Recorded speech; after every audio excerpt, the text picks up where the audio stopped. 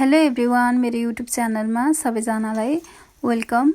मैले चाहिँ आज काँक्रोको खल्पीको अचार हाल्न गइरहेको छु। त्यसको लागि चाहिँ मैले काँक्रोलाई राम्रोसँग पखालेर अनि घाममा सुकाएँ अनि त्यसमा हाल्नको लागि चाहिँ मैले मसला तयार गर्दैछु। त्यसको लागि जिरा धनियालाई चाहिँ एकछिन ब्राउन हुने जेलसम्म चाहिँ मजाले भुट्नुपर्ने हुन्छ। अनि त्यस्तै गरी तोरीको दानालाई पनि भुट्ने गोल्डन ब्राउन हुने बेलासम्म यसलाई राम्ररी चलाई भुट्नुपर्ने हुन्छ।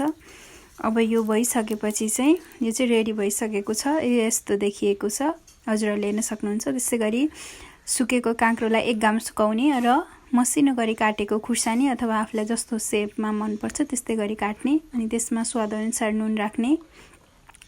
त्यस्तै गरी हजुरहरूले बेसार पनि राख्नुपर्ने हुन्छ। त्यस्तै गरी बेसार पनि एड गर्दैछु म। अनि अघि पिसेर राखेको मसलालाई पनि एड गर्ने, अघि तयार गरेको मसलालाई चाहिँ पिसेर अनि तोरीको तेल तताएर ल्याएको छु मैले चाहिँ। हजुरहरूले काँचै पनि युज गर्न सक्नुहुनेछ। अनि त्यस्तै गरी त्यो मिक्सरलाई चाहिँ मजाले चलाउनु पर्ने हुन्छ, सबैतिर मसला लाग्ने गरी।